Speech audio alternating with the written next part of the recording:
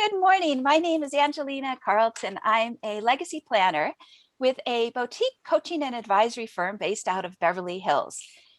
In this legacy series, I have the opportunity to talk with various guests about how they are exploring the journey of achieving their legacy. I hope that these success stories will inspire you. This morning, I have the privilege to chat with Ronnie Maina. He is the director of TBM, a family-owned ICT business, which stands for Information, Communications, and Technology, based out of Nairobi, Kenya. And he is a NextGen who has made it his mission to help steer their business through the current succession phase. Welcome, Ronnie. Thank you. Glad to be here. So how is it in Kenya? How is the weather and how is business? So, well, at present, I believe it's happening to all businesses across the globe. We all being challenged by the COVID season that has just extended. You know, I remember at about the same time last year when it just became a global pandemic. And we all thought it would be a couple of months. I mean, at some point we were hoping it would be maximum 3 months. And here we are from February last year, at least for Kenya when we went under lockdown. Okay. We are in the middle of May. So, but we've made it. I think I need to recognize that as a technology business, we are in one of the least affected industries, fortunately so. Absolutely, So, because people need yeah, they need their servers, they need their laptops, exactly. they need their They need data storage. exactly.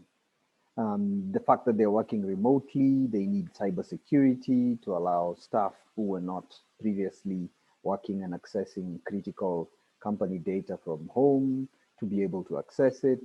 So, so yeah, the whole, I mean, look at what we're doing here. I mean, we're It's enjoying amazing. the The technology benefits of, called virtual, yes, virtual meetings. Yeah, right. And the many benefits of technology. So your yeah. background is you were straight out of high school. There was kind of like a year or 6 to 12 months where your dad said, here's an opportunity for you. And then your future began. Yes. So I think in the European and maybe Western states, they call it a gap year. Okay. Um, and it was a gap year that was by luck. There were some challenges going on between one university intake and the next year. So yes, that 1 year I got my first full ingrained education about technology. Okay. And I managed to go back into college. When you finish high school here, you normally decide whether you're going to college to do a 1 year or 2 year course or go to university to do your normal 3 year or 4 year course. Okay. So because it was clear that we'd have 1 year, I went to college to do a 1 year diploma in information management systems, which got me excited about technology. Okay. And, and, and, and yes, the reason it was of importance is because my dad was running a technology business at the same time. Okay. So coincidence that this is the course you're doing, and he's practically setting up a business that will sell technology. So is this something that you wanted to do in your gap year, or was this like dad cracking the whip? I, I, I actually think it was not very clear in my mind then Okay. that I'm going to be doing technology. So, but I was given a choice. I was told either you go and do 1 year in accounting. My background then, I had some strengths that were leaning towards doing accounting, or the only other course in that college was to do the computer. So I think between the two, I felt, okay, if I have to, I'll take the technology course. Good, good. And what a wonderful what wonderful benefit and opportunity it's been in your journey from what I've gathered thus far. And so your father is the founder then of the business, is that correct? Yes, yes, he is. Yes. And do you want to speak at all into his story of what it was when he decided to build it? Because sometimes these stories are rich with details of Yes, bringing it to I life. definitely. So this was his second business. This current company, it's called TBM, Trans Business Machines in full. It was his second business in the whole technological business machines space. So his first business before that was a partnership, and it had lasted for over 10 years. It was a partnership with former colleagues. So his background is when he came into the capital city of Kenya, Nairobi. He came as a village boy. He grew up in the village, and the village is literally 70 kilometers from here. And when he had finished his high school, he also did this discussion with his mom and dad, and he said, maybe I should go look for greener pastures in the big city. And they said, why? Well, why not? I mean, you've educated yourself keenly until high school. If you remain behind here at home in the village, you're more than likely going to end up supporting us in the little farm we have here, Okay. or doing something that might not have really looked as having real biggie potential, right? So he moved alone from his entire siblings. I think he was the only one who came to Nairobi. Others left and went to other cities. Now, Nairobi was the capital city and still is the capital city. And it's quite a So bustling city. it is. It It is. is. When you look at the region, Kenya is part of East Africa. In East Africa, you've got like 7 countries. Nairobi is probably your most dominant urban center, right?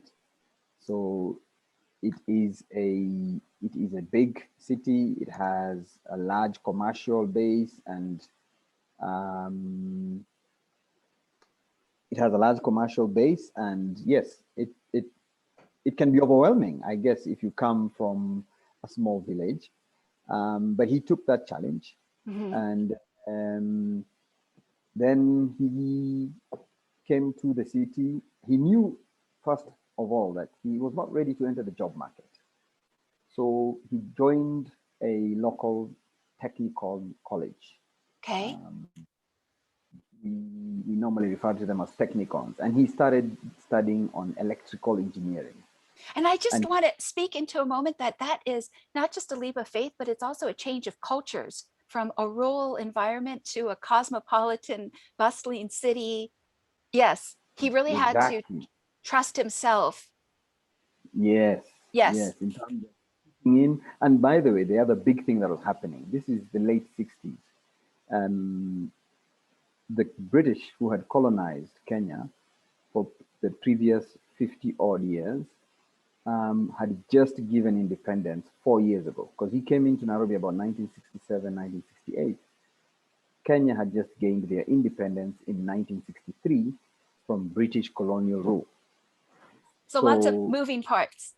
lots of moving parts, a lot of Mhm. excitement, lots of the promise of hope, because that's what politicians fought for when they were fighting for independence. They were more or less saying, we want to be our own nation, we want to have our own identity. Mhm. And I think that also permeated to the average citizen.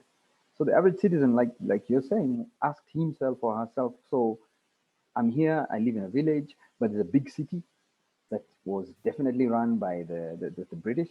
Mhm. Maybe because now they have left Okay. and they have handed over power, maybe Okay. there is something there for me to go and explore. Sure.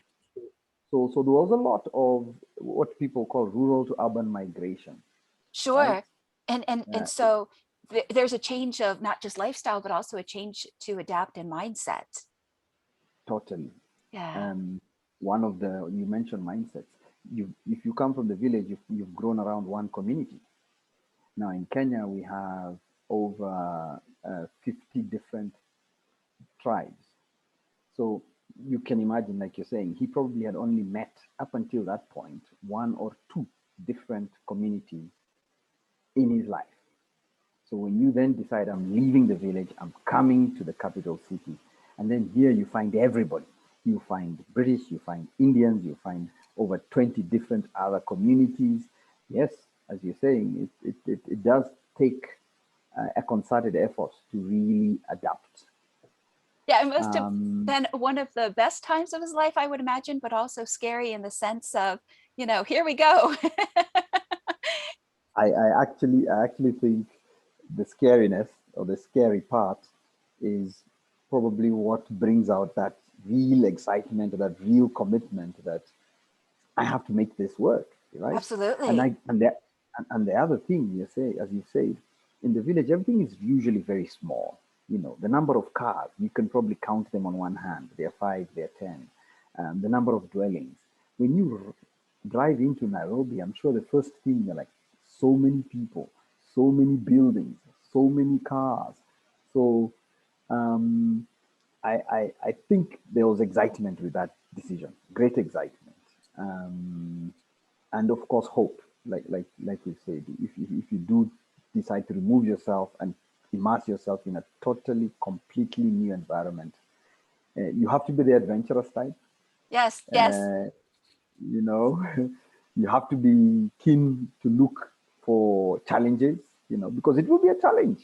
Absolutely. That's Um, that's like in America, we would say somebody left their backyard to go to the big city. And so they're no longer within the security or the comfort of what is familiar. They're like dropped in the center of New York City or Los Angeles, and they're gonna yeah, live life fully, carpe diem. yeah, exactly. So so he moved into Nairobi in the late 60s. He started education. He went into a technical college. He did his electrical engineering, and as fate may have it, an American company, IBM. IBM is over 100 years, by the way. I think, if I'm not wrong, they celebrated 100 years in 2010, 2011. So they're about 110 right now. IBM was at that point a business that was present in Nairobi. Um, and I believe just because of the transition of British rule to independent Kenyan rule, um, there was now that whole let's look for talent, local talent that we can bring in, Yes, train on how to, yeah, train on how to sell and maintain the machines that IBM sold then. absolutely. And And he, I'm sorry, they must have also seen the opportunity coming on the horizon, that with the shifts in the 70s and the 60s, that yeah, yeah, that things are opening up, people are going to come forward and want to capture the yeah, opportunity. Please go ahead. exactly. Um, so yes, the the, the the the beauty of multinational companies is that I think, given their variety of exposure in multiple markets, what you're saying is true. They must have seen, because of the change of governance, we also should change the way we run our operations in this country. Okay. We must bring on board local talent. And also, what happened thereafter, so he worked for them throughout the early 70s to the late 70s. And then the decision came again by IBM, who we call Big Blue, to disinvest from running their own office in the country. And I gather at that time, historically, it was a decision about they couldn't manage offices across the world, Hmm. right? If you think that they were from an American um, origin company, and they had actually put an office in a small little East African nation like Kenya, Okay. they must have had hundreds of offices around the world. So by the late 70s, strategy changed, and they said, let's move back to like the major hubs, and let's leave the smaller countries, smaller economies, and we're not going to leave and forget about the whole effort around the market they had.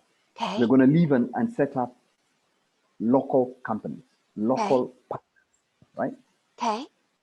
So the opportunity then was him and his fellow employees came together, formed a local business, Okay. and by the time IBM had pulled out of Nairobi in the late 70s, they were given what is known as a partnership, Okay. which is basically the right to resell or the right to maintain the equipment that was already being used within the local market. So they needed the Right? talent, absolutely, to Exactly. expand and to capture the markets. Yes.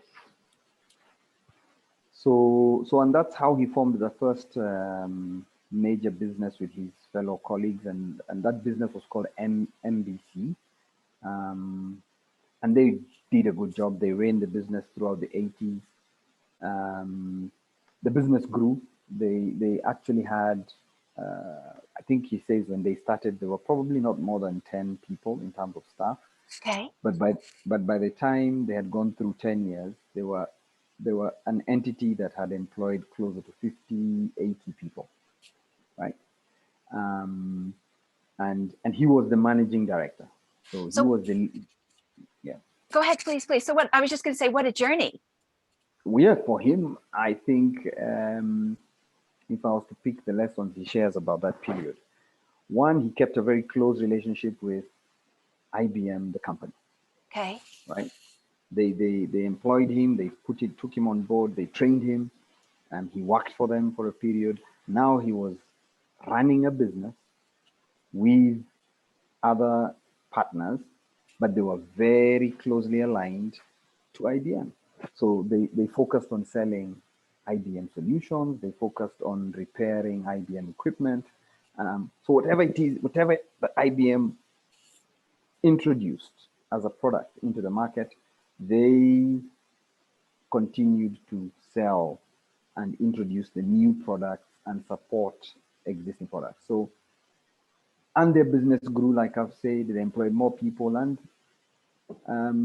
until the late 80s when they reached a point of, and maybe this happens sometimes for successful entities, they reached a point of disagreement.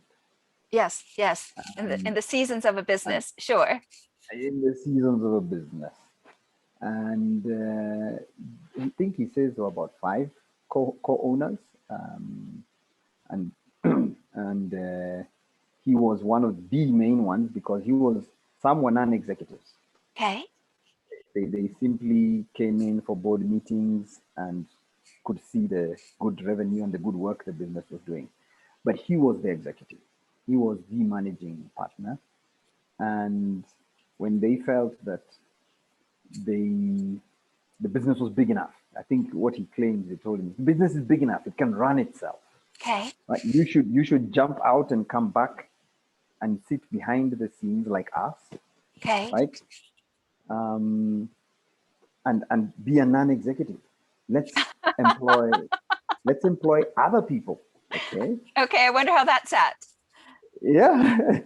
Yeah. So but he at that point he felt no, he was at the prime of his career. He was barely in his mid 40s.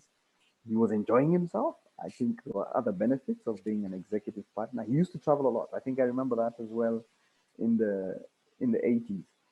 Every year he had two international trips. He was either going to head office to talk to IBM in the US, or he was taking high-end clients for visits to see certain sites in Europe. So, yeah, it always got to me like, wow, man, this is the life. And you used to escort him to the airport and would stand by and look at these planes leaving, and you're like, wow, that's the way to travel out and go far away to wherever. And as a child, you're like, okay, he's just leaving. Um, so So there he is maintaining client relationships. And as a child, you get to see the yeah, adventurous world that he gets to step into and live. But at the same yes. time, now the politics come in. Now the politics come in, Dun, dun, dun. and you're told to choose. You're told to choose. You're told to choose. Either you accept the proposition that you must take a step back and become a non-executive like the rest of us, Okay. and you leave the day-to-day running and the day-to-day operations to somebody that we can hire, or we can buy out, and because at that point they feel, the business is doing so well, Right. your equivalent percentage is not much. We'll pay you your shares, and you can, if you don't want, you can leave. So I guess he opted for the second option, and he said, no problem. I think because I want to work every day, and let me take whatever you consider my fair share, and let me move on and do something else. So, and that's how it came to be that in 1991, he now had to set up this current business. And yes, as you're saying, maybe it's an impact of his initial business. He never lost controlling stake of his business, even Yeah. until today, Oh, right? I was just going to add that it's interesting about success, because when somebody gets to a certain level of success, it can be very hard for them to go backwards in life, because they Yes. know how big it can be. And then you ask Mm, them to shrink, and it's not yes, within their mindset anymore, because they know that there's more. exactly. Yeah. Exactly. I think that was probably the tipping point for him to say, you guys think this is enough, or you think this is sufficient. You don't know anything else. You don't know anything yet. This could be even 10 times bigger, um, with the right leadership, or if you had just allowed me to continue, because um, you're probably right. I think the whole traveling had given him this whole expectation.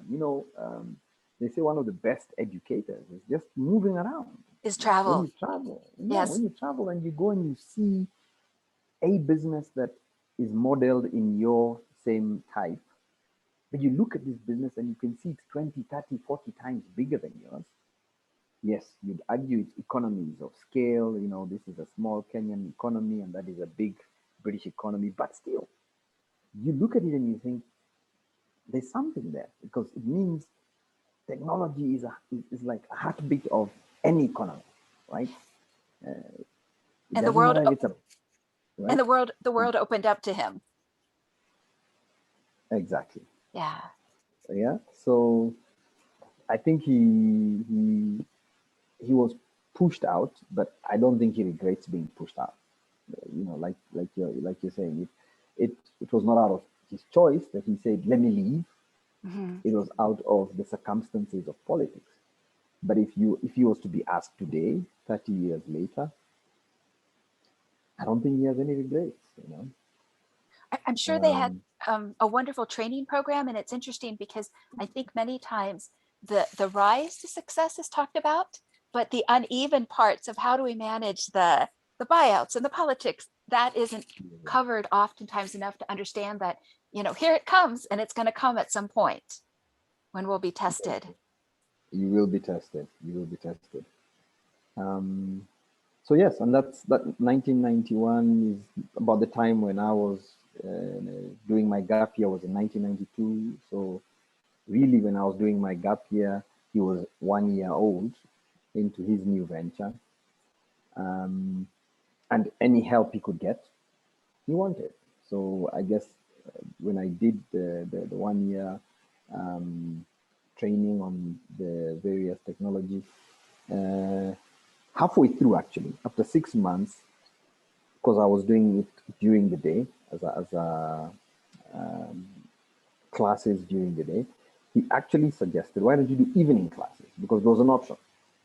There are those who were doing day classes because they didn't have jobs like me at that time, Okay. or there were those who would do evening classes. So they would work by day from 8 to 4 and then come to school or the evening classes in the college and be in college from 5 to 8 p.m., right?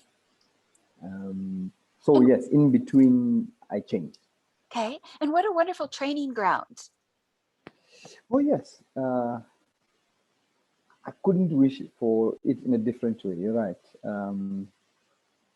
Very many today. I'll give an example. Today we get a lot of letters from universities to take in fourth year students in what they call internships. And they really, I get from at least 3 different universities around Nairobi. They really try and encourage, please just take this student, they're a 4th-year student, give them a feel for what it is to work, right? And it's only 3 months. It's always a 3-month program. They don't ask you to take them forever, unless you want to keep them. Right. They try and convince you that they need these 3 months, and it's critical for their final grade. Remember, it's a 4th year of a degree class, and they need it for their 4th year assessment. They will have to prepare a report, and I get more requests than I can offer. And accept, yes. And accept, yeah. So for me, what you're saying is this: I was very fortunate because I didn't even know then that the fact that I can work, then rush to school in the evenings, I was getting a bonus, and I was getting the opportunity to really take some of that learning and maybe see how I can use it during the day in the actual work environment. And it's such an environment of truth. That's what I call it, because the real world is the real world. And as much as books can tell us in case studies and different examples how it was maybe a year ago, 5 years ago, 10 years ago, there's nothing like being in it to see that this is how you make the business work. And it is sometimes the simplest things that you have to do repeatedly, like the sales calls or the Yeah. receivables or the updating of, that it's the constant tasks, or retaining new talent, or hiring and interviewing. And yes. And I also just Yeah. wanted to highlight before we go on to the next question is, I think a part of the training is also, as a young person, absorbing, watching your dad board the airplane, watching your dad go to the airport, because that's also a part of thinking about, what it could look like, and Yes. what it does look like in the. So I mean, I remember Yes. growing up and also, watching my dad at work, and I think it's a very good and realistic reference point. Mm. It's very true. Like you're saying, as a kid or as a child, you can only, your imagination can only take you places. So when you go to the airport, first you get this excitement that this is the place where people board this big vehicle and it goes zoop into the sky. And then you don't see or hear of them for a few days, a week, 2 weeks. And then they come back and they've got stories and they've got goodies. Yes. But your mind, like you said, your mind is just wondering, so what exactly happens on the other side of when that plane lands? Right. Um, and yes, that imagination is good. It's good for Inspiration. it's exactly. Yeah. Okay, so there you are, and you've gone off in your gap year. And would you tell the short story about when you had to negotiate your initial salary with your dad? Oh yeah. So so like I mentioned, after 6 months of full-time class learning during the day, the suggestion came that maybe you could actually be a good set of hands around the office. So why don't you move to evening class? And I was like, yeah, no problem. I think, and it was easy because we would leave home in the morning together, drive to the office, and I would work the whole day. And exactly at 4 or 3:30, I would jump out and go pick up the college bus just within close distance to the office, and get a ride with the bus to school. So after a month of working, initially I thought I would be like an intern. I would be being taught and had no justification to be paid a salary. But after a month, I realized, my God, it is work. There's a little bit of lifting here and there. I quickly taught myself some of the basics of, I think I remember that time there was an operating system called Windows 3.11. Yes. And we started selling the very earliest of IBM desktops and laptops with Microsoft Windows 3.0. So, of course, since it was totally new, you had to take the machine to the buyer and set it up for them. So, plug it out, plug in the cables, and teach them a little bit of how to move around, how to key in, set up a password, and so forth. So And now I felt, oh, I'm a teacher. You know, I am actually imparting skills. Oh, I means I have a billable skill. Right. So, You're so adding yes, then value. I'm adding value. I'm not just coming in as a student, you know. So that's how I then said, okay, let's have this discussion. That I think this is a job. If I was not there, you would have paid somebody, you know. It's If your I first was not doing it, negotiation. yeah, Yes. you would have been paying somebody. So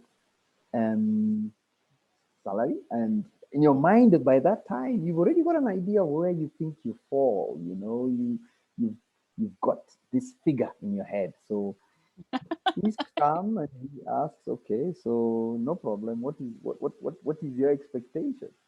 So and you give him the figure and he looks at you and he's like, really? You don't even have a house that you're paying for. You don't have to pay for food. You don't pay for transport.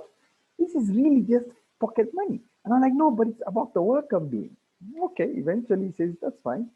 But I think it ended up with what I had asked. I think I was given almost like 20% or 25%, you know, of what I was self-evaluating, you know, expecting that this is me, this is what I'm worth. Um, but I took it with all the gratitude, and because yes, at that time I looked around, I looked at people my age. I mean, we had just finished high school, barely 6 7 months ago, and here I am earning a salary. I thought, you know, let me stop comparing myself to the working class. Let me compare myself to the just finished school. Then I'm doing okay. You know, this is a good enough salary. So yeah, Yeah. so it was an experience. And I just wanted to highlight something funny that you had said that was very humorous that you, uh,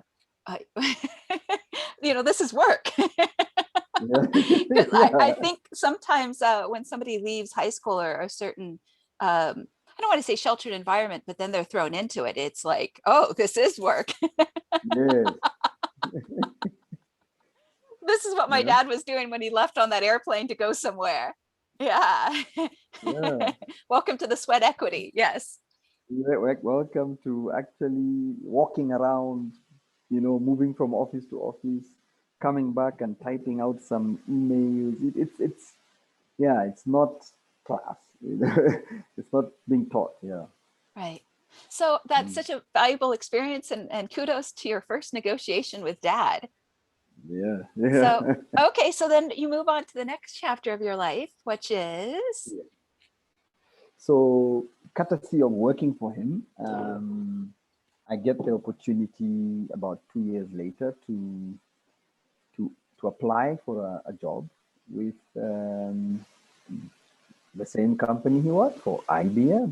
okay, So, IBM was not present in Kenya at that time, but they had an office in South Africa. And in his business operations, he was working under the IBM South Africa office.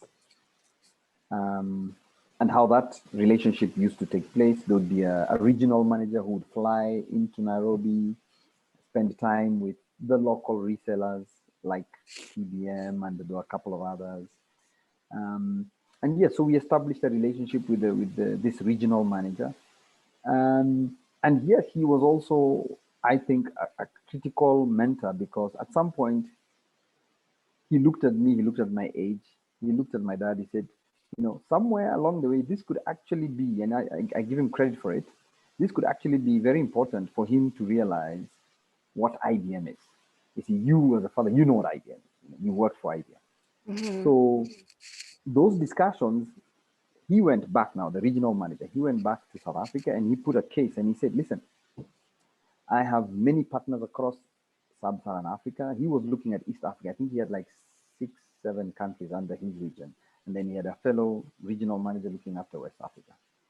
So he went and he said, I think it would be of benefit if we looked at some of our partners and picked talent that was inside those partners, brought them here to Johannesburg, South Africa, trained them. So it was almost meant to be like a trainee program. Trained them about IBM policies, IBM procedures, um, then sent them back. Right. mhm. So in his proposal to the management for the region, they found it very interesting. They're like, wow, that's a brilliant idea, right? Because it'll also give us a way of like looking at how we pass over, hand over skills. So I was project 001 in that particular case. I was the first one to be recruited from any of the different regions. And yeah, 2 years later, I was on my way for at that time when I left Nairobi, it was for a 6 month to 1 year training program. And yes, going back to the experience of my dad in 1967, 68, from the village to Nairobi, I really felt Nairobi to Johannesburg. Johannesburg is a much bigger city. Secondly, I'm living home, right? Yeah. I've been staying under my father's roof, and now I'm going to stay as an independent young man, you know? So the adventure and the excitement was all running around my head at that time that I'm finally getting the chance to lead my life.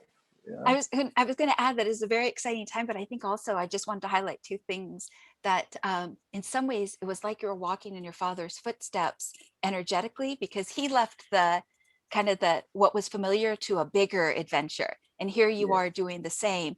And I also Yes. wanted to highlight that how valuable it is when our parents can be mentors and guides, because how honest they're going to be, even if it's brutally honest, with Yes. their guidance and advice and ideas and thoughts, which is much needed, because as a young person in a big world, sometimes, you know, we don't know the answers. We want to sometimes run to the middle of the football field and catch the football, but we don't know the rules of the game yet. Yeah, yeah. Excitement can overrun your enthusiasm, and you make big mistakes. You're Yes, very right. yes. Right. So their guidance and their calming you down and putting some patience in your enthusiasm is always appreciated. Um, Most especially, like you're saying, if they've walked that journey, and most parents, they have. Whatever it is as a child you're experiencing in your teens, in your late teens, in your early 20s, trust me, your parents have, they've probably gone through it. They know, and hence the advice and the hand holding that they're still giving. So yeah, so that was the beginning of another adventure for me where the initial 6 to 1 year contract ended up being, I think I worked for IBM from 1996 to 2003, right? And so that was what, 8 years? It was quite a period. And and I also got to do the things I had seen my father doing. Being based in IBM South Africa, I got a role to be a regional manager. So there was a period in my life there between 1998, 99, 2000, 2001, where I was literally traveling once every 2 months. Wow. And I was touring the whole of Africa. I was going to head office, which is, of course, IBM in the US. I was going to IBM Europe. So I was doing what I had actually imagined or seen happening back when I was a young boy. Good, good. So what would you say were some of the challenges that you faced, whether it was micro or macro challenges and obstacles? So during the period when I was working away or working for the big blue, or during what period? Anytime in your Okay, journey, what were some of the okay. challenges that you faced? So for one, I think one of the big ones for the period I was not based in Nairobi, I don't call it a challenge, but it was more of a common thought that kept creeping back was, at some point I need to go back. You Mm, know, at some point I need to go back. So here you are, and the longer you stay, the more comfortable you become within the corporate setting. within the corporate environment. So I would be enjoying the extra benefits of being an employee of a global corporation like IBM, the better pay, the share options. Now you're really beginning to feel conflicted because you're like, but this journey is really rewarding. It's rewarding. I like the independence. I even went as far ahead as getting married in South Africa. So I even found a bride while working in this different country. So, but at the back of your mind, one of the things that keeps creeping up is you do know at some point you need to go back, right? It wasn't anything he had told me prior to leaving. He didn't say, listen, man, you go, but make sure you come back. There was no discussion like that. It was more like, yeah. Was it that you missed home? Was it about loyalty? Was it about returning to your roots? I think it was about loyalty. Okay. I didn't miss home per se because I think I had found a new home. Okay. I had settled down, I had made new friends, I had even found a bride and we got married and it was more of where did this all come from? Where did it start? It started from supporting and being part of a family business, right? So the question will always arise when, like, I remember when I left one job, IBM, and I got hired to a similar role at Microsoft. Okay. And I looked at the pay I was looking at, and I could tell, I don't even think my dad pays himself such a salary. I don't think he pays anybody in his company, And I was like, so what will happen the day I actually decide to give this up? Right? I'll have to Yes. give this up and go back, and out of loyalty, out of commitment, out of this is where the company that started when I was there at the beginning as well, when it was less than 2 years old. This is where the future lies. So it remained one. That was one of the thoughts that remained with me throughout. I mean, I stayed out of the business directly, working with the business from 1996 to 2010. So that is almost 15 years. That's a But very, it remained. I'm Yes, sorry. I'm sorry. I was just going to say it's a very interesting conversation, that internal conversation. yes. So, and I think it would happen with any well-educated member of a family business that has really become successful. Wherever they are in the world, I do not think they can totally detach themselves from the fact that it is family that put that together. It might be Right. first generation, it might even be second generation. It is family that is really growing something that has succeeded. For it to grow and move maybe even to second generation, if that generation is sitting well educated in Australia, in Canada, or in the US, they will still carry that. All this happened. I'm here, yes, and I'm probably happy that I live in uh, this particular state or country. Mhm. But all this started from people who have never lived outside that country, that small country, and they managed to educate me. They managed to send me here. They made sure I got an education, and now I have a job. So, what do you do with that? Do you, like you said, loyalty is always there. Do you ignore the loyalty and say, no, I'm independent? I Well, am there's a, independent. I have to wonder if there's a sense of a little bit of guilt as well as kind of something around contribution and being able to give back because you've gone out to the world and been blessed. Yes, yes. And and it was from the hands of your own family. It was your grandfather, it was your grandmother, it was your father, it was your mother. So yeah, so that was always there. So two.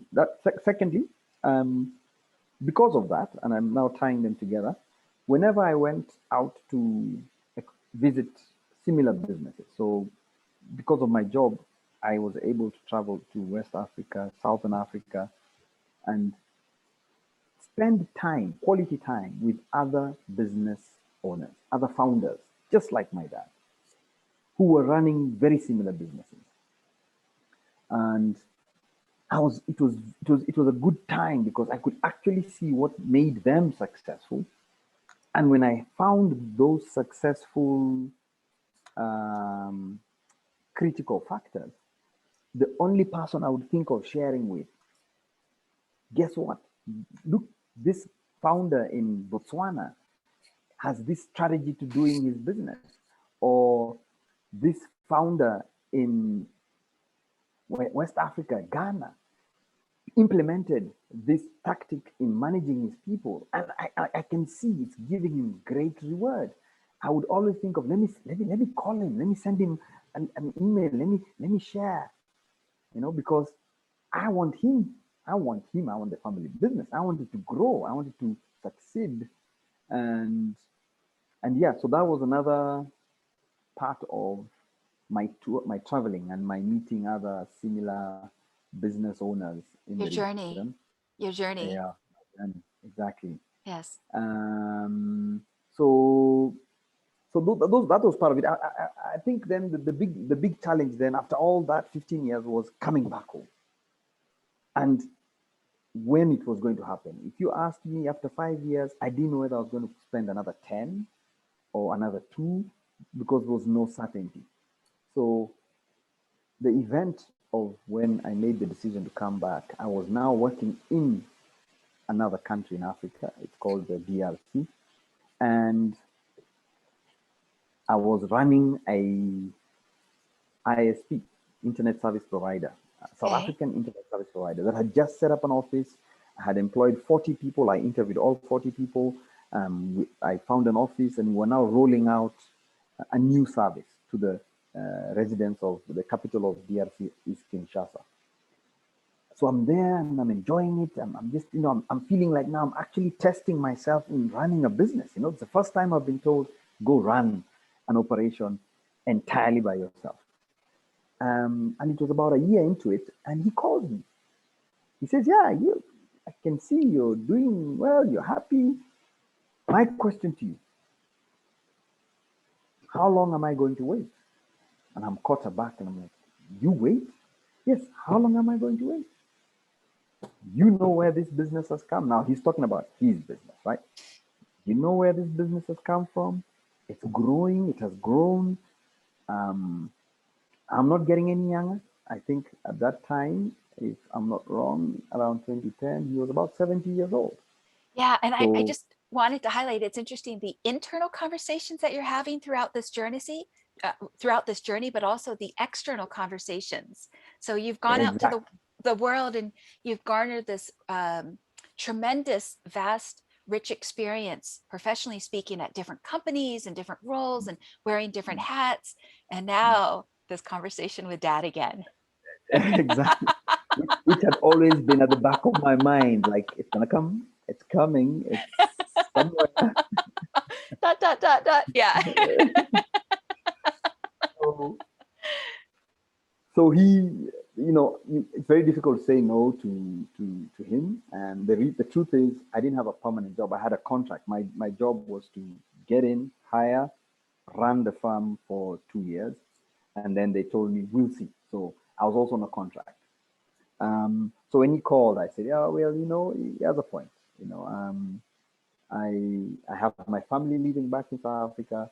I'm now doing anything and anything outside to yes, of course, enhance my career. But his point is valid. A 70-year-old running a tech company in this day and age, I mean, yeah, it's not going to be that easy. So I told him, okay, look, Dad, let me think about it. And I think I resigned within 3 to 4 months from that discussion. Okay. And back in Nairobi from around 2010. And that was now me coming back and now having the next major negotiation, which, you're talking about negotiation earlier. Negotiation number like, 2. yes. So what is my role, right? And are you ready to hand over whatever you consider my role is? Because he was still running the business, and he had a partner. He had my mom, who was also a partner. The three of them were the main decision makers in the business. And then Right. yes, and then my brother had an older brother who was a sales director. So where am I meant to fit in? Am I meant to fit in as your deputy, or are you guys going to create a new role for me? Because I don't think I should come in and be told that I'm now not a manager of people or something. I think I've got the track record. Right. So Right. so then that became a negotiation, and eventually I ended up in the same role I've been doing now, which is more like the strategy slash operations director. Um, and I've been doing it now from 2011. It's literally 10 years. It's interesting because on one hand, that bond with parents is so strong, and you'd have to know that your dad is kind of watching you as your career progresses and advances out there, and keeping tabs like, oh, my boy's doing Yeah, really well. It's just a matter of time before he comes home. yeah, very So, true. so you worked through the second negotiation, and so now Yeah. you are here at this moment of time, and I understand that communications with other founders and other next gens are incredibly vital to you to understand, what is it that they are facing. Would you speak into that need for community? Yeah. So very, very true. After that negotiation, which was simply, I need to have space within the existing um, decision making and operations of the business. The next discussion then is, so, but where are we going? And what's your plan? And how do I fit in? And can I,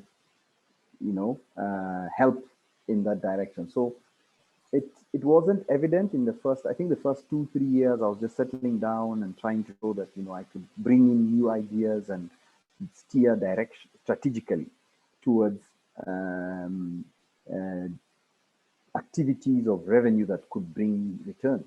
Mhm. Eventually then it becomes okay, um, you're alive now, but you might not be for longer, right? And you're aging, so what happens? How do we take this business and hand it over? Do you want to give it to an individual? Because right, there's two people now in the family, in the business, me and my brother, but he has other children.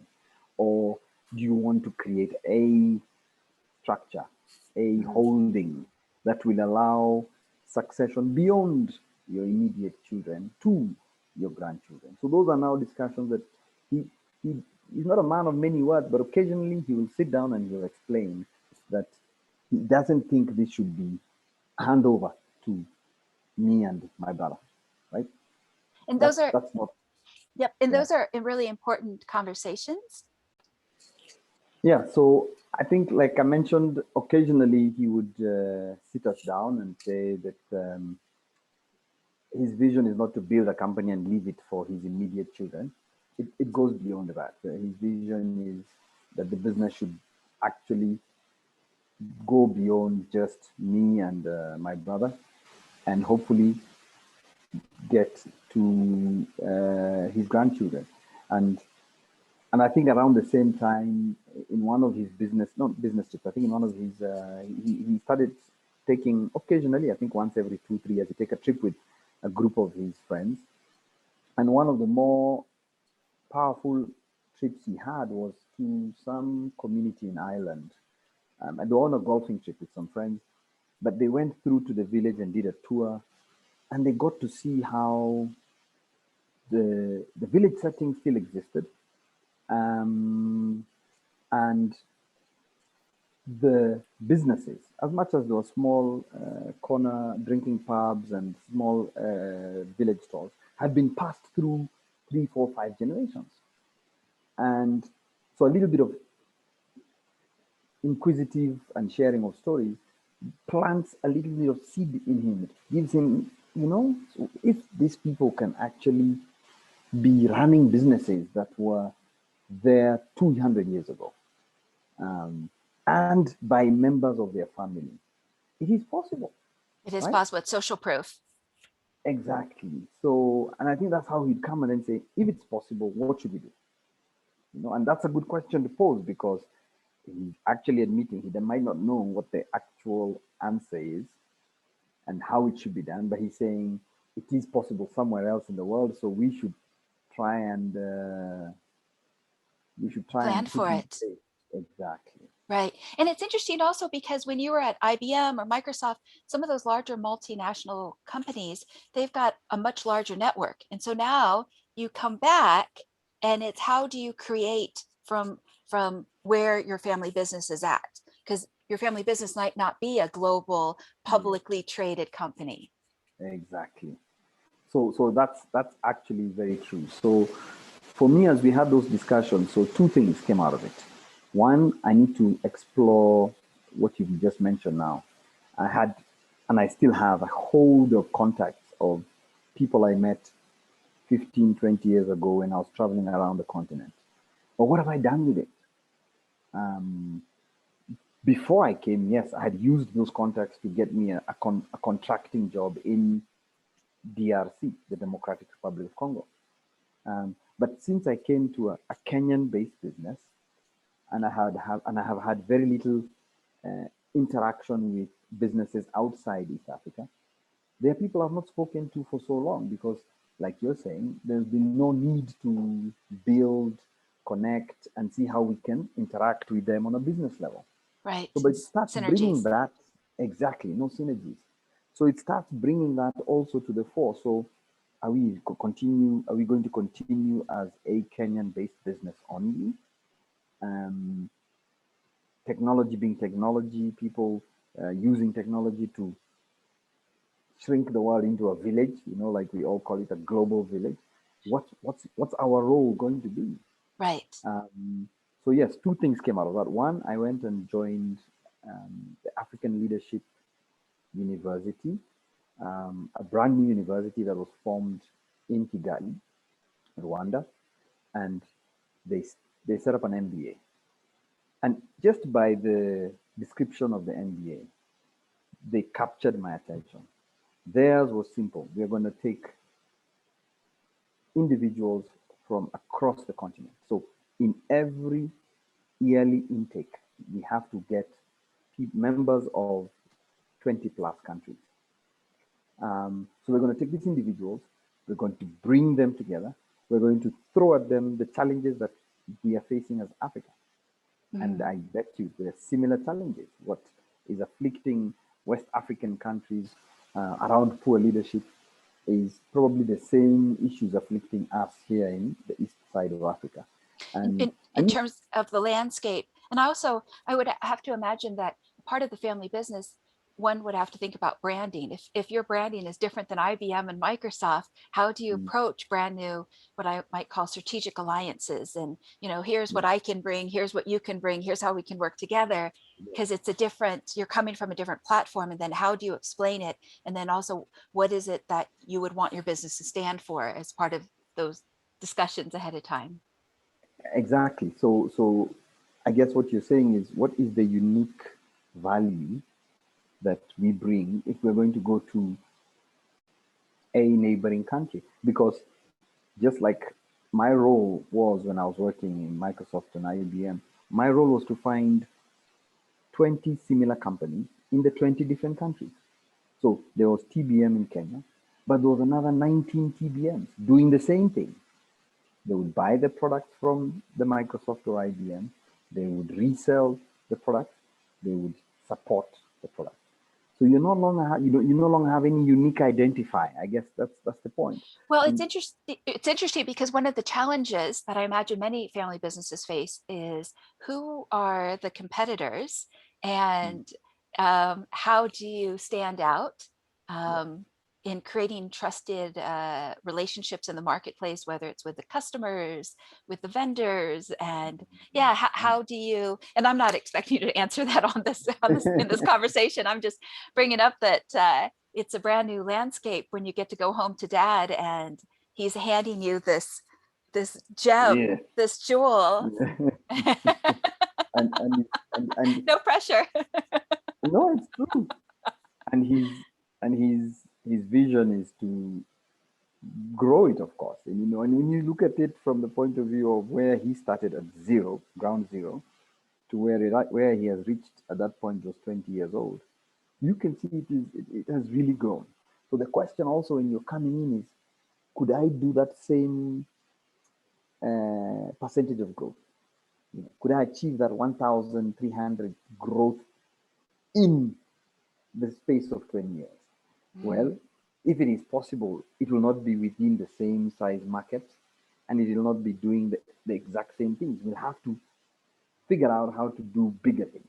Sure, Right? and where the need is. Yes. And where the need is. So that now has been part of the strategy. And as I mentioned, I figured that maybe joining like-minded students who are working within their own environments in West Africa, North Africa, Southern Africa, East Africa. And so we joined African Leadership University School of Business, and we did a 2-year MBA. And it was an amazing refresh. For me, it was an amazing refresh. I think I saw a lot of the excitement I had when I first left Nairobi to go to Johannesburg. We used to meet because it was in Kigali, but we used to meet every 3 to 4 months for what we called an intensive session. So all of us would fly in from our our home countries, would meet and would spend a week, and it would be 7 hours every day in class, 7 hours every day, but really intense. So but the sharing and the networks, I think you mentioned that the networks was amazing. I mean, right I, now we have a right.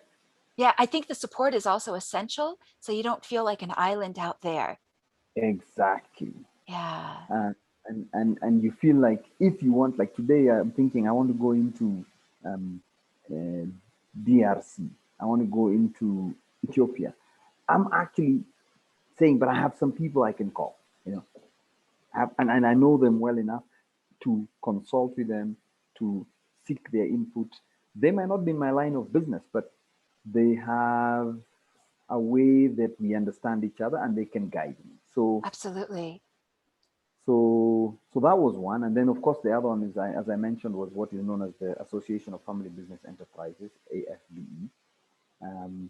It was set up and launched in Nairobi in I think around 2017. I heard about it and I immediately joined. And again, at that point, the interest was, so this is an association where family businesses are going to come and join as members, and they're going to share. And They're exchange going those to share, ideas. And they would also, exchange those ideas. those members would understand the pressures that you would walk in and have to walk through, the daily pressures Exactly. of everything that comes with the position of being a next gen that's going to take on and lead a business that someone else had started, and their vision, and that vision might be the same as yours, it might be different, because again the landscape is changing so fast that, you know, if you would have asked your dad back in the 60s or 70s, would you imagine what it would be to have, you know, these smart cities? It probably would not have even Yeah, been a part of his imagination yet. And so when we see how totally. fast technology is changing, it's both an opportunity as well as uh yeah, it's a You're very right. It's that whole transformation that brings a little bit of thought process to this. Why should you hand over? It's because if you remain with your historical successes and what you achieve, it has no guarantees that you will still be able to see through the next 5 years. And that's why you absolutely. want the younger people, right? Um, you want to involve your children because there's a distinct age gap between you and them. Firstly, you know, there's a 30-year age gap, um, and they probably are seeing things in a slightly different way. You know, you've got your way of seeing things. You've built your business in a certain way, but yeah, it might need a slight bend here and there, And the nuances. um, and the nuances. Yeah. So So It's interesting because a big company, a big multinational might do well, but I'm also seeing that smaller, nimble, fast moving teams will do well in this economy. If there is one insight that you could share with the next gen, what might it be? So for me, with the next gen, I think it's just to keep close to the founder Okay. and keep that line of communication open.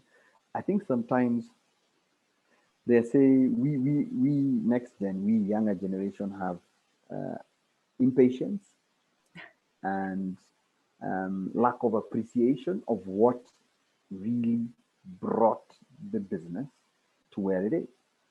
Um, so to get that patience and to get that little bit more detail, they have some huge business acumen. They never went to business school.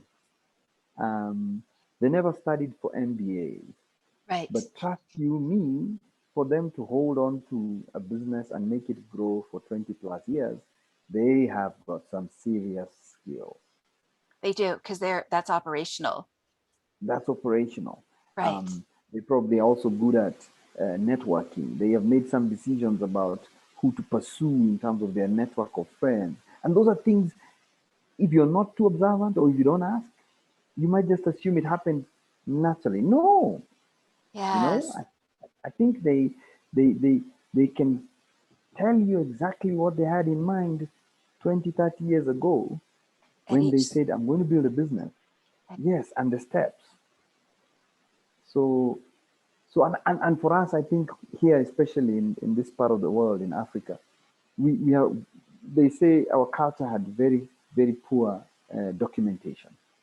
which happens in many When indigenous cultures. indigenous cultures.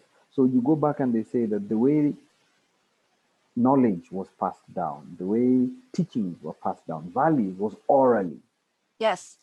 was through sitting down around a table in different setups. There's the elders' council where the men would sit and talk. Then, depending on your age as a young man, they would assimilate you to a temporary elders' council and eventually into so those.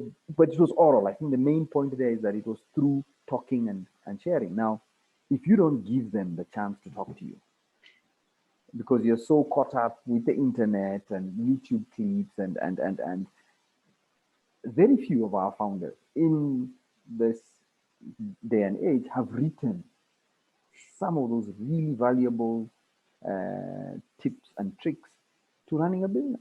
So the only way Right. you get it out of them is is consistently looking for the chance to sit down and ask questions, look for the chance to talk, to have a meal, um, And to maybe give, even go as far as some of their friends, mhm. right? And I was going to add, Yeah. and to extend that respect. And also, it's a very respectful thing, like you mentioned, when you go up to anybody and you say, hey, you know what? You're my elder, whether it's your dad or his friends or your uncles. You have some great knowledge and experience. I'd really just like to spend time with you. Yes, I we don't have think to, there's any other better compliment, you know? absolutely. And it deserves more respect than, yes, Yes, yes. this that gadget is going to detach us so much, and we're going to lose a lot. The mobile phone, like you quite rightly noted, is deceptive in the way it makes you think you can access somebody anytime. Right. Or The, get the the, full the, the picture. whole, or get the full picture. The whole ceremony, like you said, of calling somebody and saying, I want to see you, and going to where he or she is, not calling him and then say, do you have a minute? No, it's that whole, like you said, it's respect. If I Right. remove myself from my own house or office and I call and I come to you, whether you're at home or in the office or wherever you want us to meet, and I sit down and I spare an hour just to listen and ask and listen. Mhm. I think it's much more impactful to do that than to pick the phone and It, try and chit chat, you know? right. It's genuine. I know, for example, in my mother's culture, they want to see someone face to face, look them in the eye, because they feel like anybody can write something down. But if you can look somebody in the eye, then it's Mm, a that trust feels so much closer, and then they will open up. But so on one hand, it's great to understand that. On the other hand, if the next gen choose to not take the time to do that, then the knowledge can get so easily lost. That's I think the greatest one of those fears that uh, I'm seeing right now. And if that is one advice I could give, like you asked, it is if you're seated in Europe comfortably and enjoying the freedoms of having developed your career, but there's a big family business uh, that has no proper succession. Right. um, maybe take some time out. Maybe you might eventually sell it. Who knows? You might decide, hey, Dad, my life is set. I'm staying.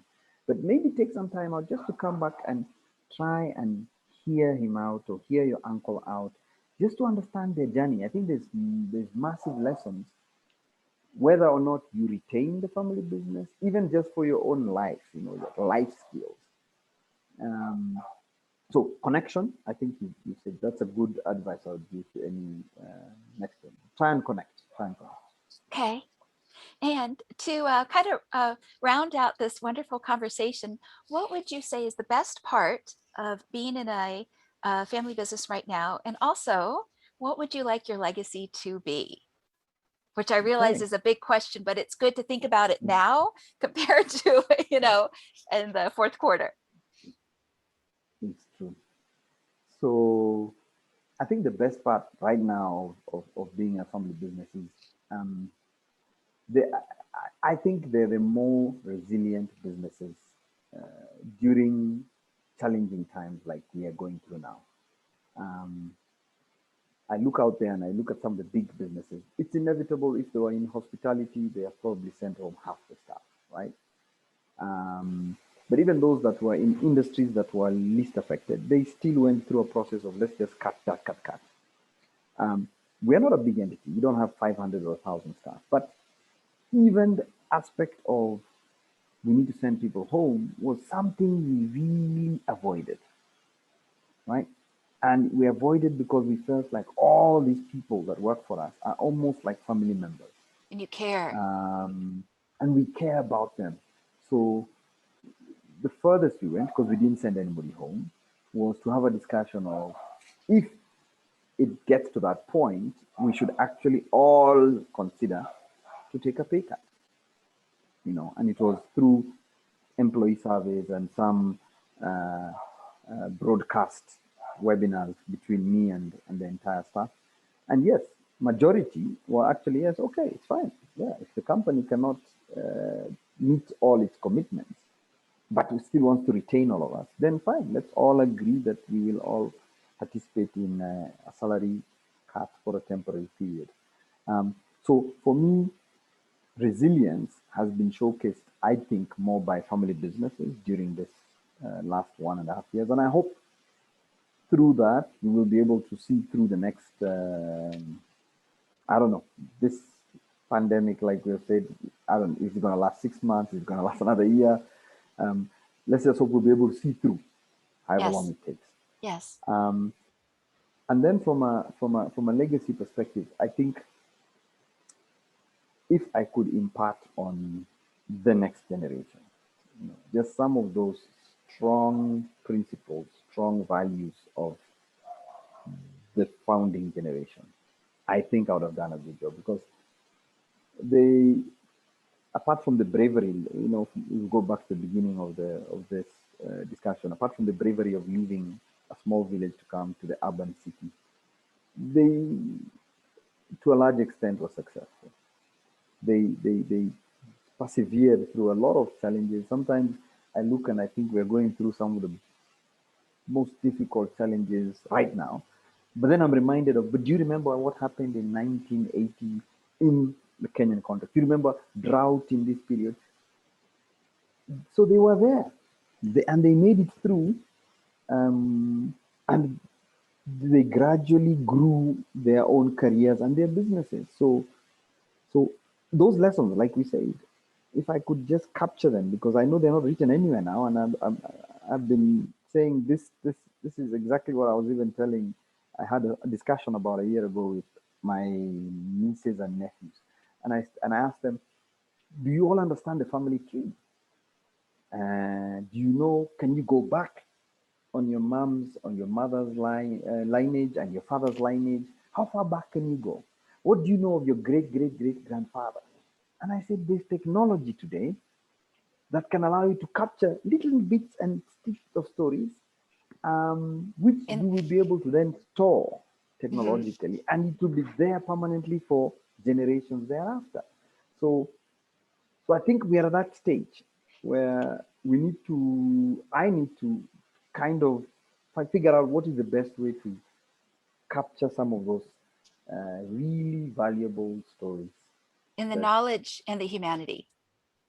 and the knowledge, Yeah. capture them so that they can be transitioned down, Mhm. and in a manner where, yes, even the great grandchildren, I don't know if I'll have, and if I do, will have a good idea of who their grandfather was, or And great those great grandfather, and right, and those roots can yeah. be So, strengthened. and those roots can be strengthened. I think Yeah. the other reason I say this is the whole colonialism had an impact that was not really positive in terms of culture and heritage being passed on. So they they moved people around. They destroyed some of the practices that we did. So it's and then of course we moved out of the village, or rather, my father left those practices and cultural norms, came to the urban city. What happens in the urban city? You said it. It's a melting pot. You Sure. have 20 to 30 different communities. You're living with them, neighbors who some probably can only communicate with them in English or Swahili. Swahili is the local language here. But then you speak less and less of your own mother tongue or dialect, because the neighbor and the other neighbor are not from your home village. And what Yeah. happens to your children? They then speak less and less of your dialect, and now they become more dominant in speaking English and Swahili. Um, so that's just an example of how language just becomes eroded, since we're no longer living in the rural setup and we're living now in the urban village or urban city. So, but that's just language. What about all those other wonderful things that we missed out? You said knowledge. Right. You don't want Um, it to vanish. I don't want it to vanish. So if I Yeah. could, just to give you a straight answer on my legacy, if I could participate in somehow conserving it a little bit longer and making sure it can be passed down, I'll be a happy man. That's beautiful. That's very beautiful. What value do you think you get to honor? And then I'll wrap up our chat. If there could be one value or a few. Oh, one value. One value for me is empathy. Okay, beautiful. Um, Okay. Empathy is, as you said, just being able to feel uh, for the next person, for the next generation, and see how to encapsulate that in, if it's in the business, if it's in the stories, if it's in the values. Yeah, so I would say empathy would be prime for me. Lovely. Thank you, Yeah. Ronnie, very much for sharing your thoughts and being a positive role model of one success story, another success story of someone that is defining, developing, and executing their life legacy. And I especially liked how you spoke into what I would call the glue of love, of when if there has to be a pay cut, that the love within the family business prevails so that the whole group can stay together, employees, Mm, non-family members, and so forth, because I mm, think that that adds to the culture of a company. And I think that's one of the reasons why family businesses do so well. It's because of that high mm, vibration of love that can transcend obstacles and it can transcend market cycles, because it is about those trusted relationships. So thank you so much. And I appreciate, thank you. again, your time. I'm very grateful for the opportunity. And yes, I hope to continue following your podcast and listening to other founder next gen stories as well. Okay, delightful. Thank you so much, Yeah. Ronnie. Thank you. Okay, Okay, bye. bye bye.